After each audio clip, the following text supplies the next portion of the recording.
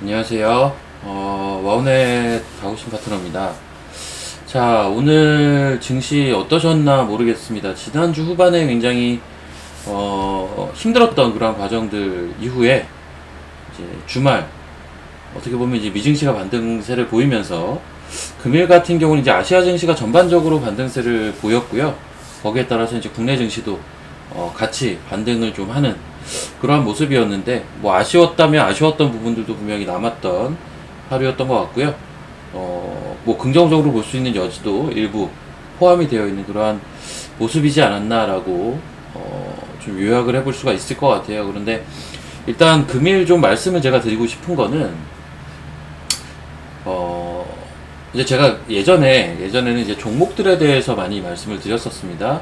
그리고 이제 여러 가지 이제 이벤트들로 인해서 제가 방송을 지금 사실 거의 뭐 한 달 만에 하는 것 같거든요. 한 달 만에 하는 것 같은데, 그 한 달 동안, 이제 많은 변화들이 있었고요. 그리고 특히나 이제 최근 한 일주일간의 변화가 굉장히 컸습니다. 그래서 거기에 따른 부분들을 여러 가지 말씀을 드릴 포인트들이 좀 있을 것 같고요. 그래서 일단 그 부분에 조금 더 초점을 맞춰서 금일은 좀 말씀을 드리고자 합니다. 자, 그래서 일단 오늘 증시 그리고 이제 지난주 후반부터의 모습까지 연결지어져서 향후를 한번 제 나름대로 예측을 해서 말씀을 드려보도록 할게요. 자, 우선 보시면, 자, 이게 선물 지수입니다. 선물 지수인데 제가 뭐 선을 하도 많이 그어놔가지고 좀 헷갈리실 수는 있을 겁니다. 네. 보시면 여기 이제 제가 이제 누누이 많이 말씀을 드리는데, 선물 지수에서 굉장히 중요한 건 이 검은 선이라고 보시면 돼요. 그래서 여기 빨간색 선으로 길게 이렇게 세로로 있는 게 하루 단위라고 보시면 됩니다.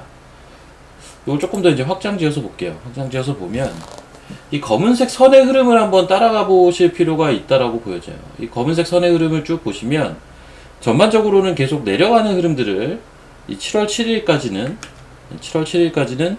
이 검은색 선이 전반적으로 내려가는 모습들을 보이는데, 이 7월 8일, 그러니까 지난주 목요일이었습니다. 지난주 목요일부터 좀 확연하게 달라진 모습들이, 일단 7월 8일날 장의 모습들을 한번 보시면요. 오전 한 10시까지는 뭐 괜찮았는데 10시가 넘어가면서부터 한 10시 반부터 급작스럽게 이 검은색 선이 올라가는 모습을 확인하실 수가 있고요.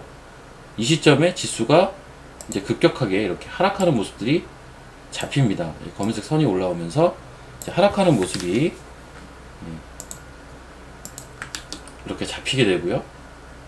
자, 그리고 이제 검은색 선이 다시 뭐 옆으로 좀 횡보세를 보이다가 다시 한번 상승하는 구간이 나옵니다. 어디냐면 이제 7월 9일, 지난 금요일 증시였는데요.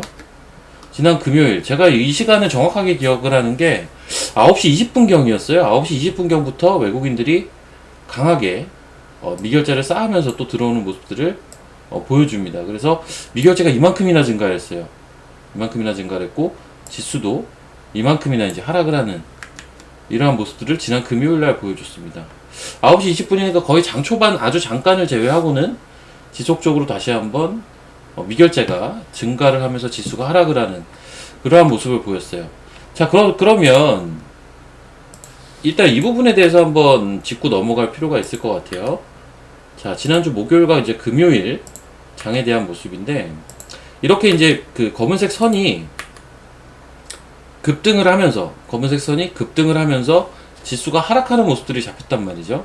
이 말은 뭐냐면, 이 검은색 선이 급등하던 이 구간, 지난주 목요일날 오전장입니다. 그리고 역시 검은색 선이 급격하게 늘어나는 지난주 금요일 장 초반부터 어떤 이제 점심때까지의 모습. 자, 이 두 구간은 어떤 공통점이 있냐면, 외국인들이 소위 선물 매도를 강하게 유입을 시켰던 그러한 시점들입니다. 일단 지난주 목요일날은 한 10,000개가량 강하게 유입이 됐었고요. 그리고 지난주 금요일은 굉장히 특이한 게, 금요일을 조금 더 확대해서 볼게요. 이렇게 지난주 금요일을 좀 확대해서 보면 장 초반에 어때요? 개파락 일단 개파락을 출발을 합니다. 그리고 반등을 보였어요. 장 초반에 일정 부분 지수가 반등을 했는데 이때 같은 경우는 외국인들이 선물을 샀습니다. 즉 목요일날 들어왔던 매도에 대해서 일정 부분 청산이 들어가기 시작을 했어요. 그런데 한 9시 20분경부터 이때입니다. 요때부터 외국인들이 갑자기 환매수를 하고 있던 부분들을 중지하고 매도를 쌓기 시작을 합니다. 그러면서 장중에 이제 매도 전환이 되죠. 즉 이때부터 이렇게 지수를 다시 한번 장 초반부터 이렇게 내리게 만들었던 요인은 이 미결제를 동반한 외국인들의 선물 매도였고요. 이날 수량이 대충 한 4,000개가량 됩니다. 그래서 지금 목요일과 금요일 합해서 14,000개가량의 외국인들의 선물 매도가 좀 있었는데, 그러면 이제 이런 얘기를 하실 수가 있어요. 수급을 보시는 분들은 지난주 수요일에도 외국인들이 매도를 했다라고 얘기를 하실 수가 있을 겁니다. 한번 볼까요? 지난주 수요일을 보시면 일자별로 선물을 보겠습니다. 계약수로 한번 보면요. 자, 7월 7일 지난주 수요일날 외국인들은 10,000개를 팔았어요. 그리고 지난주 목요일날 1,600개를 팔았고요. 그리고 금요일날 한 3,000개가량을 팔았습니다. 금요일날 같은 경우 사실 이제 막판에 조금 매수를 해주면서 이제 뭐 한 4,000개가량 매도해서 이렇게 이제 3,000개가량 매도로 바뀐 이런 상황인데, 제가 지금 금요일과 목요일 상황에 대해서는 분봉으로 좀 설명을 드렸다면, 그럼 수요일은 뭐냐? 수요일 외국인들이 이 만계약이나 선물 매도를 친 거는 무엇이냐? 라고 이제 질문하실 수가 있는데, 이 수요일은 뭐냐면요. 외국인들이 그 전에 한번 볼까요? 6일, 5일, 2일, 그 더 밑에를 볼게요. 1일 날은 좀 매도가 있었는데, 그 전에 6월 30일 또 매수, 29일 또 매도가 있었고, 25, 24, 뭐 23, 22, 계속 매수가 있었고, 또 매도가 있고, 번갈아 가면서 이제 나타납니다. 그런데 이제 결론적으로는 6월이 뭐였죠? 6월 둘째 주 목요일은 이제 선물 옵션 동시만기였고요. 그 당시에 매수 롤오버가 좀 있었습니다. 무슨 소리냐면, 이제 3월달, 6월달, 9월달, 12월달 이렇게 4달 동안은 선물과 옵션이 동시에 만기를 맞게 되는데, 내가 지금 가지고 있는 포지션을 조금 더 유지를 하기 위해서는 롤오버라는 거를 진행을 하게 되고요. 6월달 같은 경우는 일단 제가 수기로 계산해 본 바로는 매수 롤오버가 일정 부분 있었던 달이었습니다. 즉 이제 9월달 동시만기를 앞두고 외국인들의 선물 옵션에 대한 세팅은 상방으로 초반에는 진행이 되고 있었어요. 그 상황에서 매도와 매수가 반복이 되면서 여전히 상방은 좀 유지가 되고 있던 그런 상황이었습니다. 그런데 수요일날 만기약이나 매도가 나오면서 기존에 있었던 어떤 선물 매수분에 대해서는 이제 살짝 매도로 전환이 되는 수준까지 매도 물량이 쏟아진 거고요. 하지만 이제 기존에 있던 매수를 청산하는 게 대부분이었습니다. 기존에 있던 매수를 매도로 청산을 하는 거죠. 그 말인즉슨 7일날 들어온 매도는 신규로 들어온 매도는 아니다. 청산에 대한 니즈가 더 강한 매도였다라는 거고, 8일과 9일날은 새로 들어온 돈이다 라는 게 좀 다르다는 겁니다. 그래서 이제 수요일, 목요일, 금요일 이제 말씀드렸다시피 연결지어서 한번 설명을 드려볼게요. 자, 우선 7월 7일 수요일입니다. 수요일 같은 경우 검은선 미결제 악정의 흐름을 보시면 이제 제가 무슨 말을 하는지 이해가 좀 되실 건데, 어떻죠? 장 초반에 올라갔다가, 이게 이제 수요일 날의 미결제 악정이죠. 장 초반에 올라갔다가 한 9시 30분, 40분부터 이 검은선이 내려가기 시작을 합니다. 그래서 시가 대비해서는 결국은 검은선이 내려가면서 마감을 해요. 이 말인즉슨 미결제가 신규로 들어온 물량들이 많지 않았다라는 거, 거의 없었다라는 얘기기도 합니다. 그 말은 뭐냐면, 이 수요일까지는 사실 지수가 많이 빠지진 않았었어요. 여기가 이제 수요일인데, 수요일날 같은 경우는 장 초반에만 들어오고 빠지는 모습. 하지만 원래 장 초반에는 소위 데이 트레이더들의 진입 물량 때문에 항상 이렇게 미결제가 늘 수밖에 없거든요. 이렇게 장 초반에는 항상 미결제가 늘죠. 그냥 그런 일상적인 수준의 미결제가 느는 수준이었고, 결과론적으로는 하루 종일 미결제를 하락을 시키면서 기존의 매수분을 대부분 청산했다라는 개념인 거죠. 미결제가 하락한다라는 건 청산이 강하다라는 거고요. 미결제가 상승한다라는 건 신규 진입이 많이 들어오고 있다라는 얘기입니다. 그래서 이제 수요일까지는 사실은 이제 뉴트럴하게 맞춰놨다라고 보시면 돼요. 그 지점부터 이제 목요일 장 시작하면서 이 미결제가 10시 반부터 늘기 시작을 하죠. 이 부분이 굉장히 리스키한 부분이었고, 추가적으로 금요일 날 9시 20분부터 미결제가 늘기 시작을 합니다. 그래서 이렇게 두 차례의 외국인들의 어떤 선물 매도에 대한 공격이 있었다면, 자, 이제 오늘 시장 한번 볼게요. 오늘은 이제 주말간에 미국 증시가 종가 기준으로는 다들 신고가를 쓰는 그런 강세장의 모습을 보였습니다. 그러다 보니까, 그리고 이제 아시아 증시 자체도 오늘 하루 종일 좀 강세를 보이는 그러한 모습이었고요.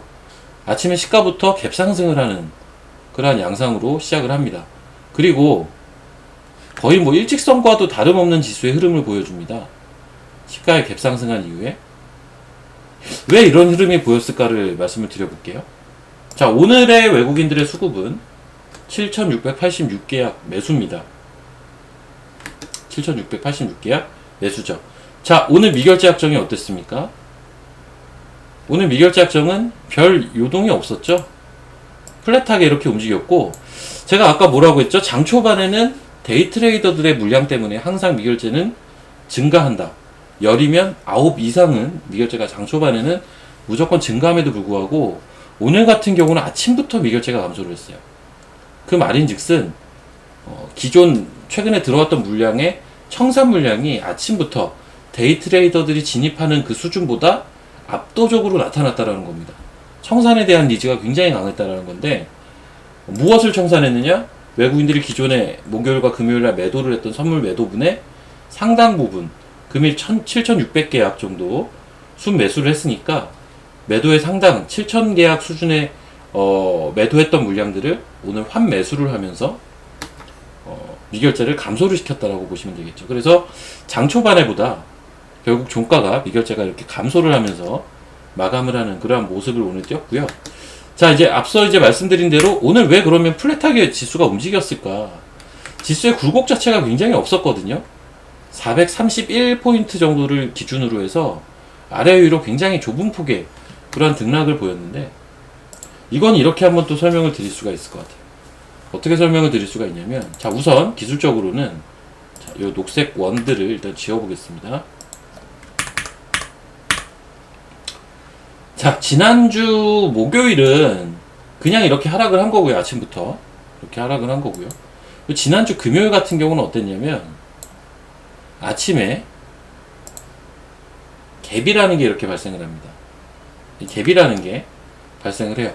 제가 이제 이 부분은 많이 말씀을 드렸던 게 갭이라는 거는 결국은 매우기에 존재하는 영역이라고 보시면 되겠는데, 기술적으로는, 자, 금요일에 하락을 할 때 갭 하락을 동반한 이후에 굉장히 강하게 외국인들의 매도와 함께 하락을 맞이하게 됩니다. 자, 이 갭 하락이 발생됐던 자리가 얼마일까요? 이 갭 하락이 발생됐던 자리가 요 정도 자리입니다. 지수로 따지면 430.80포인트 정도 자리가 되겠네요. 그리고 오늘 지수는 그 자리까지 일단은 역시 갭 상승을 동반하면서 아침부터 도달을 하게 됩니다. 자, 그리고 여기서부터는 하루 종일, 어떻죠? 하루 종일 플랫하게 평평하게 움직이는 그런 모습으로 마감을 했는데, 그 와중에 외국인들은, 이 파란색이 외국인입니다. 하루 종일 선물 매수를 했습니다. 자, 잘 한번 생각을 해보시면 외국인들 입장에서는요, 아이고, 잠시만요. 외국인들 입장에서는 이때 어떻게 보면 매도를 좀 했고요. 그리고 요때 굉장히 강하게 매도를 또 했고요. 그렇죠? 자, 매도를 했으니까 떨어져야 외국인들은 수익을 많이 볼 수가 있겠죠? 그런데 지수가 오늘 아침부터 미국장 때문에 갭상승 출발을 했어요. 그쵸? 그러면서 2레벨에 있었단 말이죠. 외국인들은 목요일부터 매도를 했기 때문에, 그리고 약간의 수량은 또 수요일 물량도 약간은 아주 있을 겁니다. 전반적으로 수요일은 청산이 강했던 하루지만 만개나 일단 매도를 했다라는 것 자체는 약간은 또 매도가 있었을 텐데, 어찌됐든 이제 목요일과 금요일만 생각을 해보면 이 매도 물량의 평균 값은 목요일에 조금 더 매도가 많았고요, 금요일에 조금 적었습니다. 그 말은 뭐냐면 이 목요일과 금요일 날 가격의 중간보다는 약간 위쪽에서 외국인들의 매도 평균 단가가 잡혔을 겁니다. 대충 이러한 가격대에서 잡혔겠죠. 자, 그런 입장이라면 지수가 더 올라가면 사실 굉장히 곤란했던 상황이었어요. 외국인들은 기껏 이틀 동안 매도를 해서 지수를 좀 많이 빠뜨려 놨는데, 지수가 이렇게 갭상승을 해서 위쪽으로 갭런을 하게 된다면 수익이 오히려 이제 마이너스까지도 전환이 될 수 있는, 수익의 상당폭을 잃어버릴 수 있는 그러한 상황이었습니다. 그럼 외국인들은 최대한 어디서 청산을 하는 게 좋아요? 최대한 밑에서 청산을 하는 게 좋겠죠? 위에서 청산을 하게 되면 수익은커녕 손실까지도 볼 수 있으니까. 그런데 일단 갭상승을 했단 말이에요. 그럼 여기서 오늘 하루 종일 외국인들 입장에서는 이 레벨에서는 청산을 하자가 됐을 거고요. 지수를 어떻게 보면 지수가 지금 모멘텀이 약하다 보니까 지수를 하루 종일 가둬놓으면서, 그러니까는 지수를 올리면서 매수를 하는 게 아니죠. 올리면서 매수를 하게 되면 기껏 매도해 놓은 것들에 대한 수익이 대부분 잃게 되니까, 수익을, 지수를 갭상승은 어쩔 수 없다 치고 가둬놓으면서, 최대한 가둬놓으면서 환매수를 하는 플레이를 한 거죠. 그러면서 오늘 하루 종일 기존 선물 매도분에 대한 이의 실현을 했다라고 보시면 됩니다. 자, 이렇게 되면 좀 이해가 쉬울 거예요. 어떻게 보면 외국인들의 의도대로 약간 지수는 흘러갔습니다. 우리가 이제 긍정적으로 볼 수 있는 건 금요일날 발생을 했던 하락갭을 메운 상태로 이제 거의 출발을 했는데, 이 포인트에서는 외국인들도 사실 지수가 더 올라갈 거에 대한 리스크를 생각을 할 수밖에 없는 거예요. 그러다 보니까 순매수로 환매수를 좀 보여줬다라는 거고, 지금 오늘 7,600계약 정도 들어왔으니까 남은 물량 자체가 한 5, 6천 계약 이제 남았을 겁니다. 기존 매도분이. 외국인들은 최대한 역시 빠져있는 가격에서 이 실현을 하고 싶겠지만, 사실 오늘 이제 7천 계약 이상을 덜어내면서 부담을 많이 덜었을 거예요. 지수가 미국 시장에 의해서 갭상승을 하든 갭하락을 하면 외국인들 입장에서는 좋겠죠? 그래서 그러한 부분들을 많이 덜어냈다 라고 볼 수가 있을 것 같습니다. 자, 그래서 지수 자체는 이제 외국인들은 지수가 이제 좀 올라와도 그들만의 또 플레이를 할 수 있게끔 오늘 매수를 많이 해놨습니다. 그 말인즉슨 말씀드린 대로 외국인들도 올라가는 것에 대한 두려움이 좀 있다라는 거는 우리가 긍정적으로 볼 수 있는 요소다. 이렇게 지수 측면에서 볼 수가 있을 것 같습니다. 자, 그리고 이 부분을 한번 생각을 해볼 필요가 있을 것 같아요. 우리가 흔히 그 주식시장에서, 작년엔 이 부분이 많이 훼손이 됐었는데, 개인들이 많이 사면 주식이 빠진다 라는 게 약간 정설처럼 여겨졌던 게 이 시장의 논리였습니다. 그런데 재밌는 건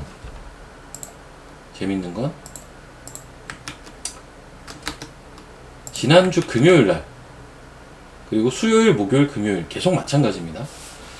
개인들이 수요일, 목요일, 금요일 이 3일 동안 거의 4조에 가까운 금액을 매수를 했어요. 특히 금요일 같은 경우는 1조 8천억을 매수를 했습니다. 외국인들은 1조 3천억을 매도를 했고요. 기관 역시 5천억을 지난 금요일날 매도를 했는데, 이제 미국 시장 반등하다 보니까 갭상승을 했죠. 결국은 뭐예요? 그리고 오늘 외국인 기관은 소폭이나마 순매수를 보였고, 개인은 어떻습니까? 소폭 순매도를 보였죠. 이상하다. 밑에서는 개인이 사고 위에서는 외국인 기관이 사네 라고 생각을 할 수가 있어요. 근데 이 부분은 어떻게 보시면 되냐면, 코로나 이후에 바뀐 세태라고 보시면 됩니다.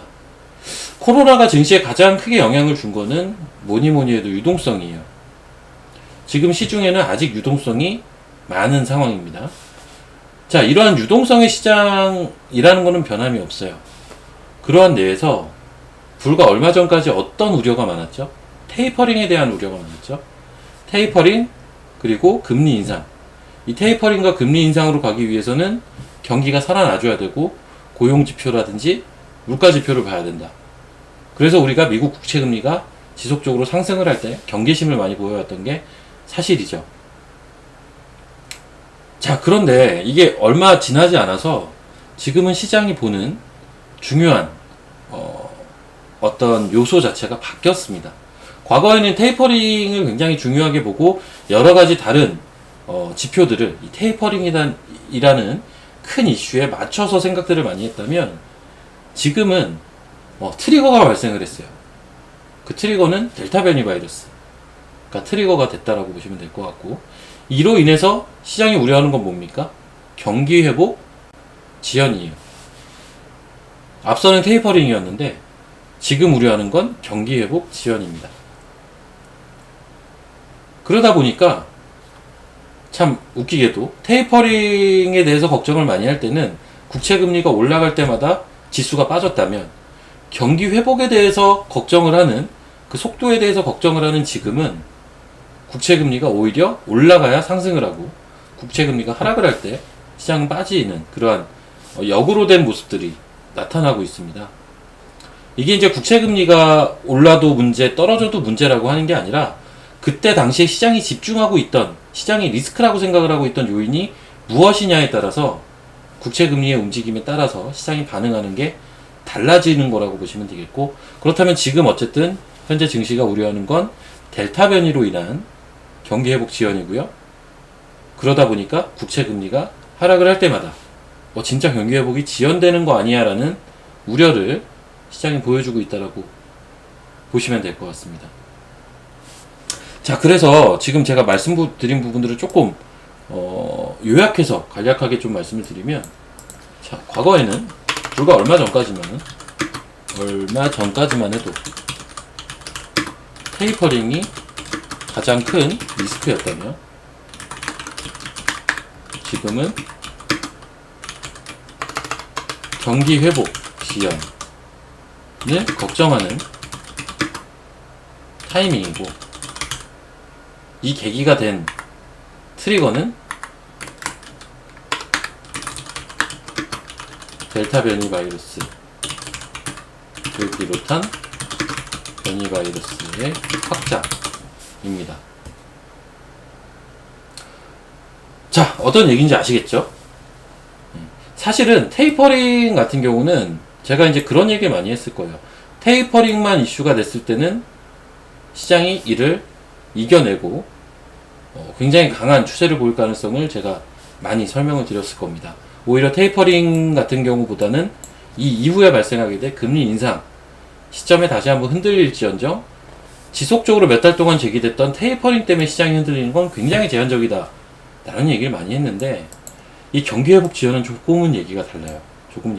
물론 경기 회복이 단적으로 지연이 될 것이냐, 무난하게 경기가 회복을 할 것이냐, 저는 일단은 후자로 보고 있습니다. 경기 회복은 무난하게 진행이 될 것으로 저는 좀 판단을 하고 있습니다. 왜냐하면 이 경기 회복 지연을 우리가 걱정하게 된 트리거가 뭐라고 했죠? 델타 변이 바이러스라고 했죠.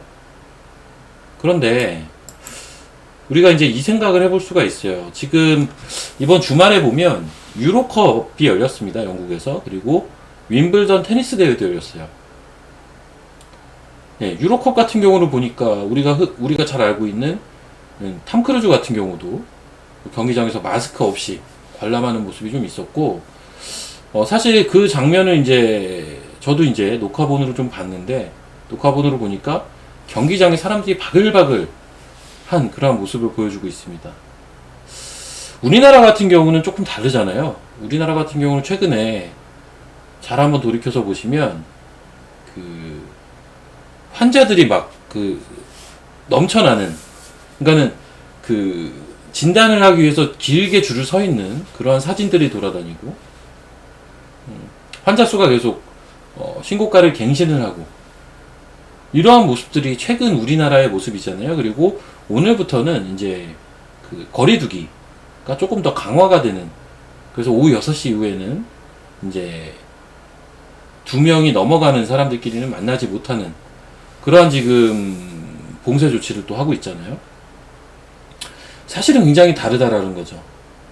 그럼 그 차이가 뭘까? 왜 유럽이나 미국이 지금 확진자가 안 늘어나는 건 아니거든요. 계속 늘어나고 있어요. 가장 큰 차이. 뭐 아시는 분들은 대부분 아실 텐데, 백신이라고 보시면 될 것 같습니다.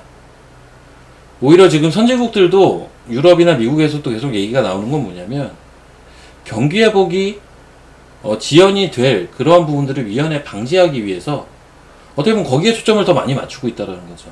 왜? 코로나에 대해서는 백신이 이제 있으니까. 백신이 있으면 뭐가 다른데? 치사율이 현저하게 떨어진다라고 합니다. 그리고 애초에 델타 변이 바이러스 자체가 또 치사율이 낮다고도 하고요. 그러다 보니까 이러한 현상들이 좀 벌어지고 있지 않나 라고 보고 있습니다. 굉장히 지금 같은 지구에서 상반된 모습들을 보여주고 있어요. 어찌됐든 지금 경기 회복이 지연되지 않기 위한 움직임들을 이제 유럽이나 미국에서는 보여주고 있다라는 거고, 결국은 과거에 처음 코로나가 나왔을 때는 백신도 없고 치료제도 없고, 백신과 치료제가 나오려면 시간이 너무 많이 남았고, 그리고 처음 우리가 겪는 대규모, 최근 들어서 이제 처음 겪는 그러한 어떤 새로운 질병이었죠. 그런 거에 대한 우려는 당연히 클 수밖에 없는 거고요. 하지만 지금은 상황이 좀 다르다는 거죠. 지금 델타 변이 형태로 이제 나타나고 있는 부분들은 백신이 어쨌든 지금 현재 시점에는 있는 상황이고요. 치료제도 있는 상황입니다. 심지어는 이 백신과 치료제를 조금 더 성능을 업그레이드 시키는 부분들에 대한 개발들도, 임상들도 진행이 되고 있어요. 치사율은 처음 코로나가 생겼을 때보다는 현저하게 떨어져 있습니다. 자, 이러한 부분들이 여건이 다르다는 거예요. 그래서 영향은 줄지언정 이게 경기 회복을 지연시키는 실제적인 팩터로 작용이 될 가능성이 굉장히 떨어진다. 경기 회복 지연을 걱정하는 트리거로 작용이 된 건 사실인데 경기 회복 지연으로 연결될 가능성은 좀 많이 떨어진다라고 보시면 될 것 같습니다. 자, 어찌됐든 제가 이제 서두에도 말씀드린 대로 시장이 가장 우려하는 거는 테이퍼링보다도 경기 회복 지연입니다. 테이퍼링이라는 거는 사실은 우리가 이제 시중에 유동성을 공급하는 부분들을 공급을 하지 않는 거예요. 거기에서 이제 금리 인상까지 하게 됐을 때 자금 회수가 되는 거라서 그게 이제 직접적인 리스크 요인이 되는 거거든요. 유동성 장애 가장 큰 리스크 요인이 되는 건데, 실제적으로 돈을 회수하는 건 금리 인상 단계라고 보시면 돼요. 따라서 테이퍼링, 지속적으로 얘기가 나왔던 이 부분은 시장을 결정적으로 이제 하락으로 이끌 만한 요소로 보긴 좀 어렵다. 오히려 전형적으로 이제 소문에 사서 뉴스에 파는 그러한 형태로 오히려 선반영이 됐다라는 그러한 느낌으로 많이 작용이 될 가능성이 높다라고 드렸는데, 이제 어떤 트리거가 발생을 한 겁니다. 이 델타 변이라는 트리거가 발생을 한 거죠. 그래서 이러한 모습들이 나왔다. 뭐냐면 제가 앞서 설명드린 대로 갑작스럽게 지금 외국인들이 준비되어 있지 않은 하방 공격이 지난주 목요일과 금요일날 나온 거예요.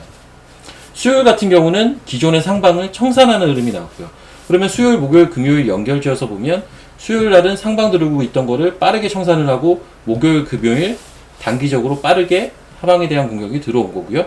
심지어 바로 다음 날인 오늘 월요일, 이 빠르게 들어온 부분들에 대해서 또 상당 부분이 이익 실현이 되는 모습들이 굉장히 빠르게 이렇게 진행이 되고 있는 겁니다. 예.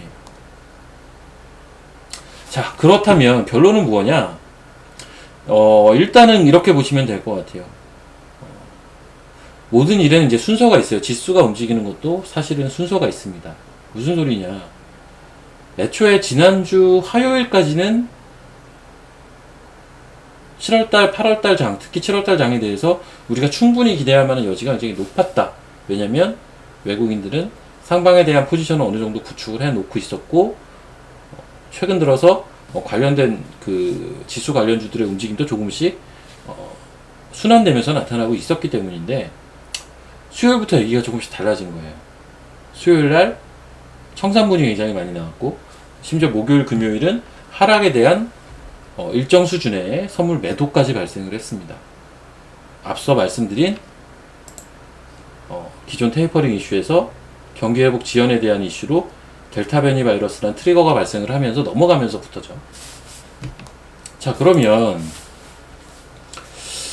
앞으로 시장이 어떻게 될 것인가? 이렇게 보시면 될 것 같습니다. 이거 제가 정리해서 적어드리면 어떤 수급에 대한 논리로 한번 설명을 드려볼게요.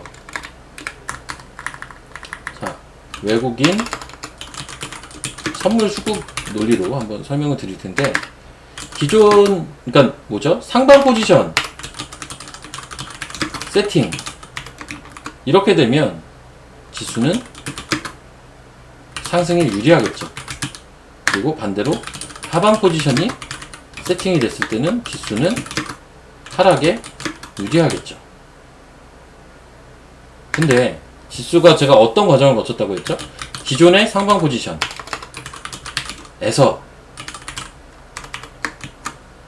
지난주 수요일 뉴트럴로 중립이죠. 중립으로 바뀐 거고요. 목요일 금 지난주입니다. 하방 포지션 단기 하방 포지션이 단기 구축이 된 거죠.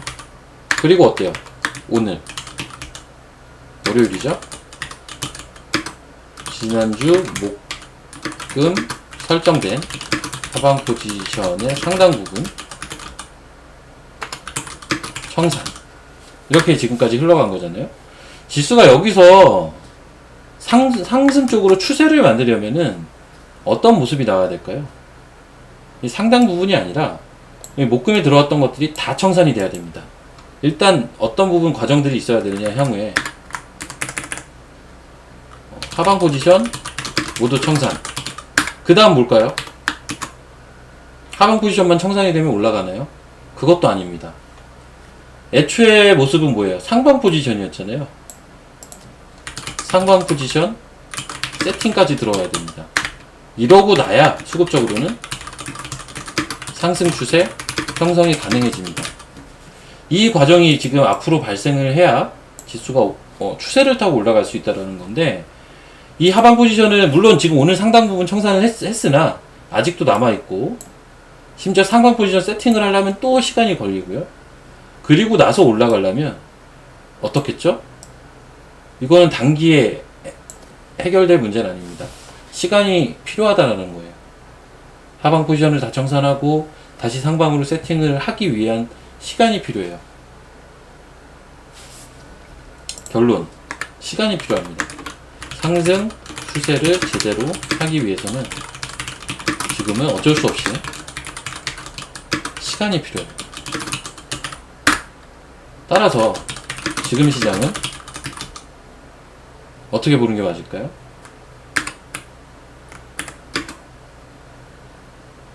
박스죠.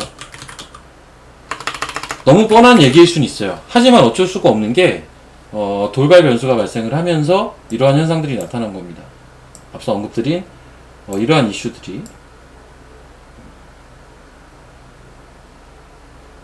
발생을 하면서 이렇게밖에 지금 말씀을 드릴 수 없는 상황이라는 거죠. 대신 제가 이런 얘기까지는 좀 드릴 수가 있을 것 같아요.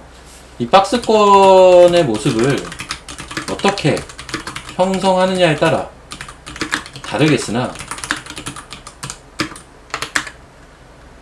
약한 상방, 약한 상승 형태의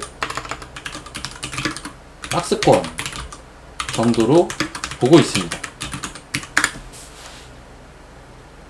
여기에 대한 이유도 제가 설명을 드릴게요. 제가 왜 약한 상승 형태의 박스권으로 보고 있느냐. 우선 이번에 하락은 좀 제가 지금 날짜별로 설명을 드렸다시피 너무 급박하게 진행이 된 감이 없지 않아 있습니다. 준비된 하락이 아닙니다.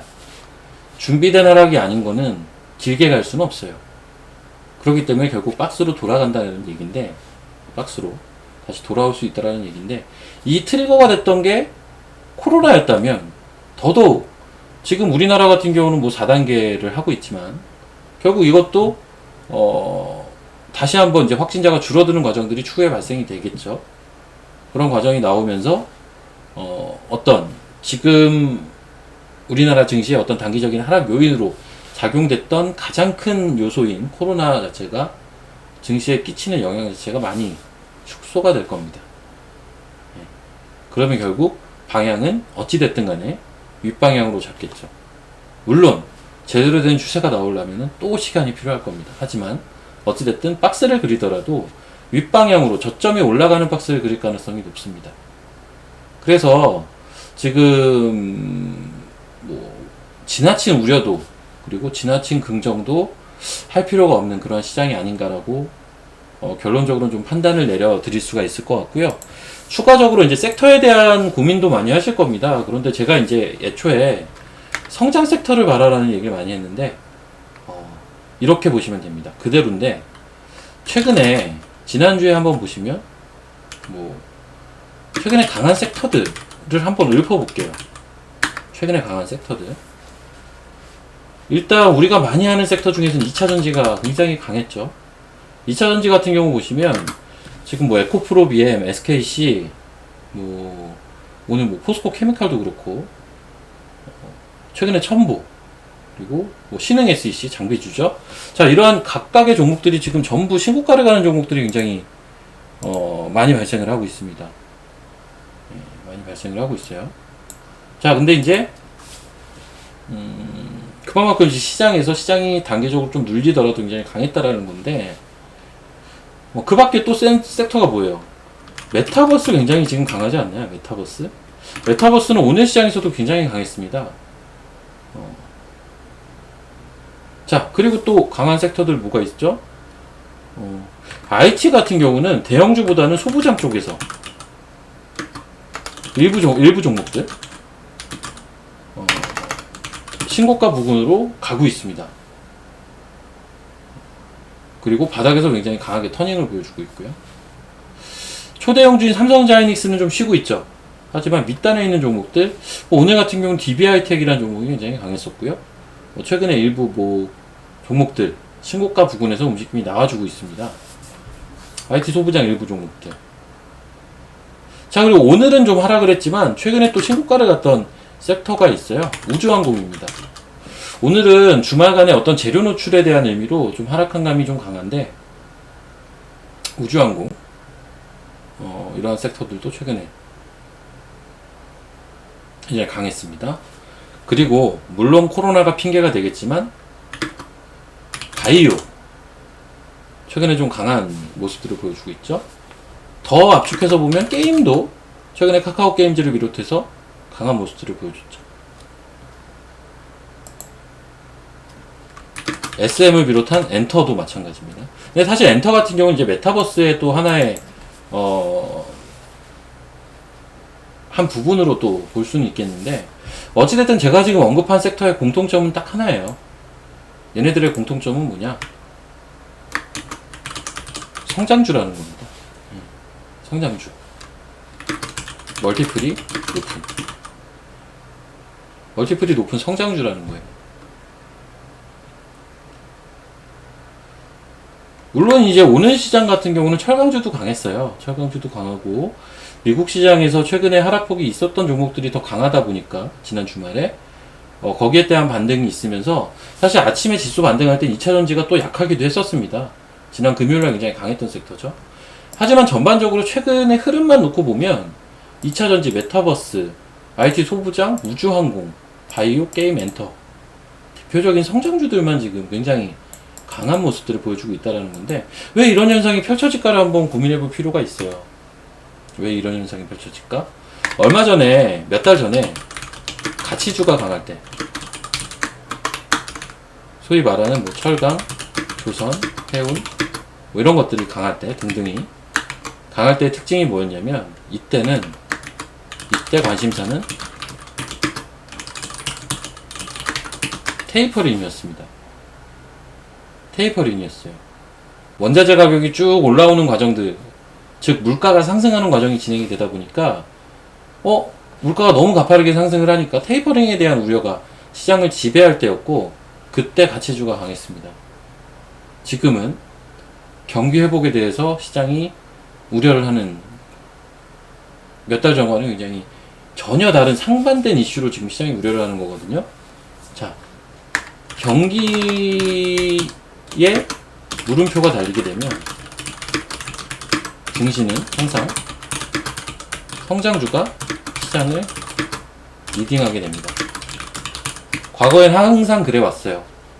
항상 뭔가 좀 어려운 타이밍이 왔을 때는 성장에 대한 그 시장의 갈구함이 굉장히 커지기 때문에 성장주가 항상 시장을 리딩하게 되고 지금 뭐 경기에 대해서 큰 물음표가 달렸다라기보다는 어쨌든 테이퍼링보다는 경기 회복 지연에 대해서 지금 시장이 더 관심을 갖고 있는 타이밍이다 보니까 지금 타이밍에서는 성장주가 갈 수가 있는 환경이 지금 조성이 되어 있다는 거죠. 그런 모습들이 이미 나타나고 있다는 거고요. 시장이 좋든 안 좋든 간에. 자, 그렇습니다. 그래서 결론은 뭐냐? 성장주를 봐야 된다라는 거고, 시장은 약한 상승 형태의 박스권 정도로 보면 된다. 그리고 수급은 현재 외국인들이 들어온 그 하방 포지션에 대해서 상당 부분 청산이 일어났기 때문에 앞으로 우리가 봐야 될 건 나머지 부분 어떻게 청산되는지, 혹시나 상방 포지션 세팅이 되는지, 이게 돼야 추세가 나올 수가 있기 때문에 이게 되기 전까지는 박스로 보고 대응을 하시면 된다. 이렇게 좀 말씀을 드릴 수가 있을 것 같습니다. 자, 그래서 일단 오늘은 지금 뭐 조금 길게, 제가 원래 한 2-30분 하려고 했는데 조금 더 길게 진행을 하게 된 것 같아요. 그래서 제가 오랜만에 지금 만나 뵌 것 같아요. 여러 가지 다른 이슈들이 있어서 제가 오랜만에 만나 뵙게 되는데, 그러다 보니까 일단 오늘은 종목보다는 최근에 있었던 어떤 시황적인 측면에서의 큰 틀의 변화들, 그리고 이 큰 틀의 변화가 우리나라 시장에 수급적으로 어떻게 나타나는지, 이게 어떻게 영향을 줬는지, 그리고 향후에 어떤 섹터를 보는 게 조금 더 유리한지, 왜 그 섹터를 보는 게 유리한지, 향후 시장을 어떤 형태로 움직일 가능성이 높은지까지 이렇게 정리를 해서 설명을 좀 드려봤습니다. 사실 뭐 그동안 같은 경우는 굉장히 지수가 올라가도 조금 지리한 흐름이었고, 어찌됐든 추세를 우리가 굉장히 기다리고 있던 상황이었는데, 살짝은 아쉽지만 이 부분은 조금 뒤로 물려줘야 될 것 같고, 일단 지금은 어떤 단기적으로 하방에 대한 그런 부분들이 나오고, 거기에 대한 부분들이 청산이 되고 하는 과정들이 발빠르게 진행이 되고 있기 때문에, 이 과정들을 우리가 어떤 박스권이라는 대응 내에서 좀 보시면서, 기왕이면 성장주, 멀티플이 높은 그러한 성장주 위주로 지금은 매매를 하시는 게 유리하다, 이렇게 말씀을 좀 드리면서 오늘 어떤 유튜브 방송을 마치도록 하겠습니다. 자, 시청해 주셔서 감사드리고, 다음 주는 월요일날 별다른 일이 없는 이상 다시 찾아뵙는 시간을 갖도록 하겠습니다. 다음 주에는 조금 더 직접적인 요인들로 많이 넘어가서, 시장도 시장이지만 실제적으로 어떤 섹터와 어떤 종목들, 요런 종목들, 제가 이제 예전에 그런 거 많이 했었죠. 일주일 동안 요 종목들을 한번 볼 필요가 있겠다, 그리고 일주일 후에 설명을 막 드리고 했었는데, 그러한 조금 더 이제 그 숲보다는 나무 개념으로 넘어가서 종목들을 많이 보는 시간을 할애를 하도록 하겠습니다. 자, 시청해 주셔서 감사드리고요.